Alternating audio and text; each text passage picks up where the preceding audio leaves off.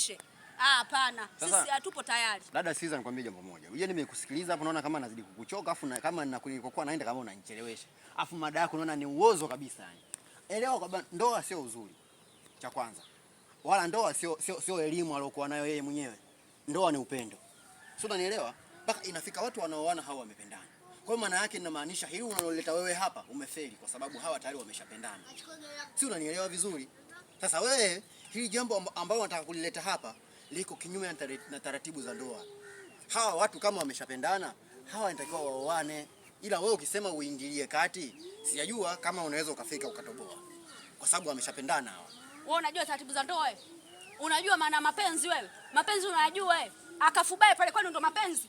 Yule nataka mtu kutoka da, tena mwenye hela zake. Mwanaume akija pale kanona mafuta ndo anaweza kumuoa. Angalia kwanza kile kidogo chako mbele kionekani, nyuma kichezi. Afu ndo kamuoe mdogo wangu. Hapana, siwezi. Hata wewe ungekuwa na dada yako, sidhani kama ungeruhusu yule aone. Sasa mimi nafikiri kwenye swala ndoa, mimi na wewe wote si ni mawakili tu. Ila wenye maamuzi ni hawa watu wawili. Sawa?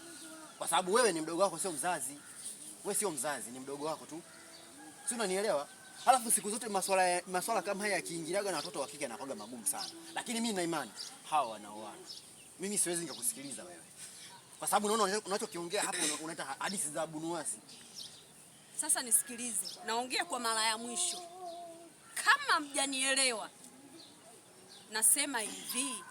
Siku ya ndoa, andaa na sanda ya kwenda kumzika yule mzazi. Dada, wewe hunitishi kwa chochote. Yaani hulitishi kwa kila kitu. Na hawa watoto wanaolewa. Sawa, huyu mdogo wangu atamuoa na kama